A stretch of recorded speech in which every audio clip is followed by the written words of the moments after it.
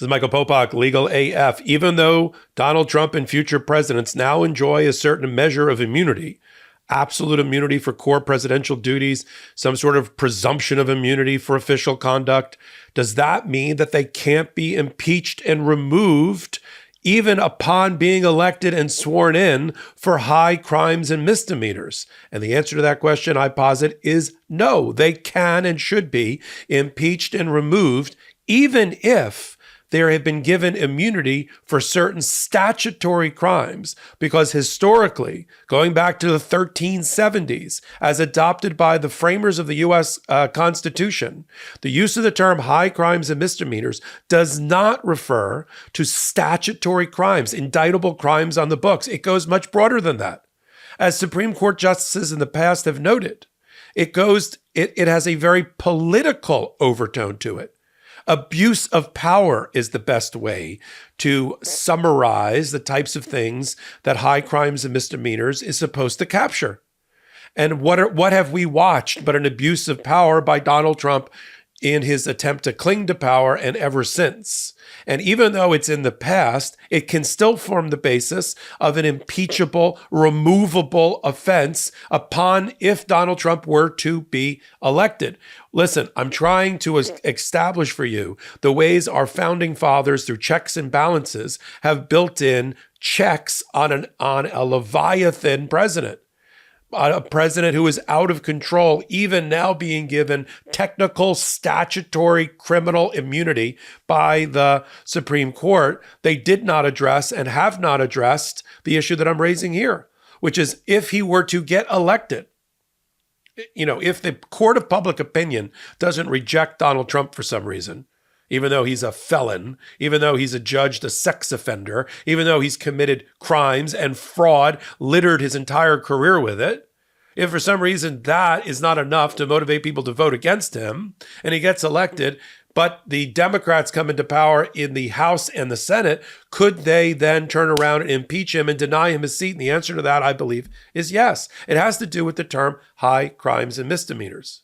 Now, you start with Article 1, Section Article 2 of the Constitution, which lays out that a president and other federal officers can be impeached in the House and tried and convicted in the Senate. And if that happens under other articles, Article 1, Section 3, Clause 7, they can be removed. And it doesn't impact other criminal prosecutions under the law. We've only been dealing with criminal prosecutions under the law section of that, and we haven't been focused on impeachment and removal. What I suggest here is that Donald Trump, if he were to get elected and sworn in the very next day, the Democrats should start a high crime and misdemeanor removal process for Donald Trump. Because high crimes and misdemeanors has never been, in the over 700 years of its history, as incorporated through British Parliament, as incorporated by the founding fathers using that phrase, it has never required that there be a crime on the books that matches the offense. Quite the opposite. High crimes and misdemeanors has always been used as a coverall statute to cover abuse of power. It's been used, for example, successfully to remove a senator who, through trickery, convinced the Senate to adopt a treaty, right? And what have we just seen? If we see maladministration, abuse of power, the use of trickery, bribery, the infamous SEAL Team 6 assassination, that can't be left unchecked.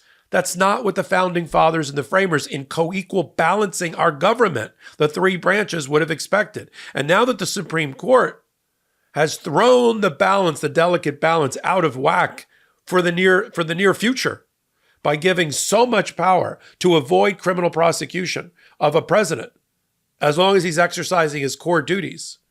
And if he's exercising his core duties in conducting foreign policy, for example, that's where he has, can he use SEAL Team 6 to take out his adversaries? Is that absolute immunity? We avoid that whole discussion by focusing on impeachment and removal under the Constitution. Now, look, it's not going to be easy, but it makes perfect constitutional sense that high crimes and misdemeanors envelops more conduct than the founding fathers could have envisioned. If they wanted it to only be, you can only be impeached for statutory crimes that are on the books and passed by the law of Congress, they would have written that. But they used a very unique term of art, high crimes and misdemeanors, which first appeared in 1368 in Britain. And it's always meant to be more of a political approach. The first American impeached under this standard in 1797 was Senator William Blount. Blount concocted a scheme to give Great Britain control of Florida and Louisiana territories. And once it was exposed, the Senate found that he had committed high misdemeanor entirely inconsistent with his public trust and duty. It's a violation of trust. The House impeached him on 5 articles of betraying public trust and the national interest. See, for a president to be checked, so he's not a Leviathan, so he's not all-powerful, so he's not above the law, you've got to have the impeachment and removal provision be robust and be broad in its application and not limited to only crimes on the books. So I'm not concerned that certain crimes on the books, the Supreme Court has declared that the presidency has immunity for, because you don't focus on crimes on the books when it comes to high crimes and misdemeanors. Sure, they're going to argue, but I'm immune. You're immune from criminal prosecution.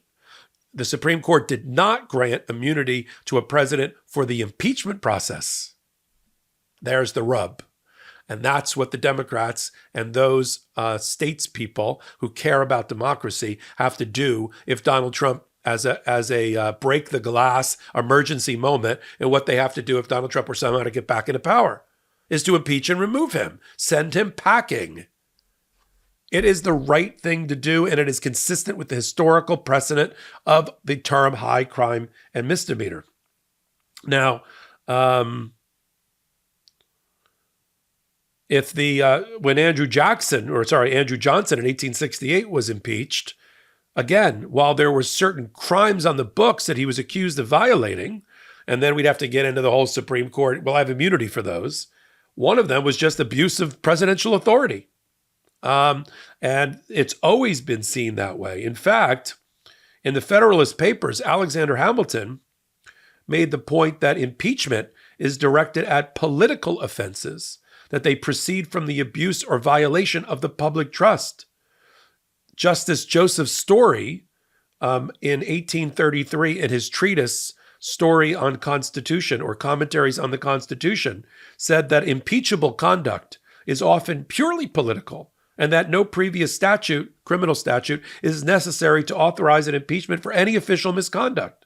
Completely consistent with what the founding fathers were trying to do by, in almost the waning days of the Constitutional Convention, adopting the term high crimes and misdemeanors. It's because George Mason, a delegate from Virginia, thought that limiting it to bribery and treason was not broad enough to address a president out of control, a rogue, out of control president. What did we just watch? And so he wanted a much broader definition. And he brought up, particularly, and it's in the debates, he brought up the use of the term from the English jurisprudence, high crimes and misdemeanors, would do the trick, that would provide flexibility within the Constitution, but also guidance, that it would be on a case-by-case specific application, but that everybody knew at the time and therefore should apply now, at least according to the originalists and constitutionalists of the United States Supreme Court on the right wing, that this is what the founding fathers intended. They always intended that it would involve multiple non-criminal acts could constitute high crimes and misdemeanors. Don't be fooled by the term crimes, in other words. James Madison and Wilson Nicholas said abuse of the pardon power, for instance, which is a core presidential power, which is given absolute immunity by this United States Supreme Court in Trump versus U.S., but doing it doesn't solve the equation of whether you can be impeached and removed or not. In fact, they said that it would be an abuse of the pardon power and should be impeachable, even though it's not a crime. See, now we've got the flip side of the argument raised by Donald Trump's lawyers in their oral argument. They argued you have to go through the impeachment and conviction process first, even though there's only 1 day left in a presidential administration before the next guy comes in, which is what happened here because of Jan 6th. And it was not enough time for impeachment and conviction. But you got to go through that first before there's even an ability to criminally prosecute somebody. Now, the Supreme Court didn't buy that because that was just ass backwards and wrong. These two mechanisms are not conjoined. They exist independently from each other and parallel to each other. Impeachment and conviction and removal in the Senate and the House. Criminal conviction. So let's just break it down one last time. Criminal conviction requires that there be a law on the books. Due process requires that there be a law on the books. Fair notice requires that there be a law on the books that has been charged and indicted. And for that, there are certain crimes that are still crimes, but for which a president will enjoy immunity if it deals with his core or official functions. And he won't enjoy immunity if it's for his private and unofficial functions. That's the law, but that has to do with crime on the books. On the other side, parallel to this mechanism, is the impeachment removal clause of the Constitution dealing with how the one branch of government, the legislative branch, provides a check on the other. And they do it through removal. And that encompasses not statutory crimes, not the requirement of a conviction or an indictment, not at all. High crimes and misdemeanors, capital H, capital C, capital M, a term of art from English common law and from the parliamentary system dating back to the 1300s, and adopted by the founding fathers in order to make a broad abuse of power, faithless servant, abuse of trust as crimes, even though they're not on the books. And that's how, even though they're in the past, the new Congress that comes in, if Donald Trump, God forbid, gets elected by the American people, he should be impeached and removed for high crimes and misdemeanors by the House and the Senate. That will only happen because it both requires majority in both House and Senate. If the House is in the hands of the Democrats and a large majority of the Senate is in the hands of the Democrats as well. Let's be frank. You need a majority, meaning you're going to need not just, they'll have the majority in the Senate, obviously, if they can retain it. And so that is my sort of approach to this process. You need to use this lens to evaluate the two different halves of the same coin, the two different sides of the same coin, right? Impeachment removal process is a checks and balance by our founding fathers and our framers of our Constitution.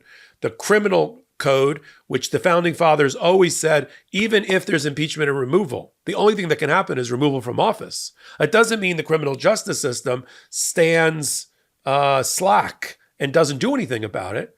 But now we have to run it through the filter on crime side through the Supreme Court decision about what he enjoys immunity and what he doesn't, the person occupying the office of the presidency. But the focus here should be on impeachment and removal.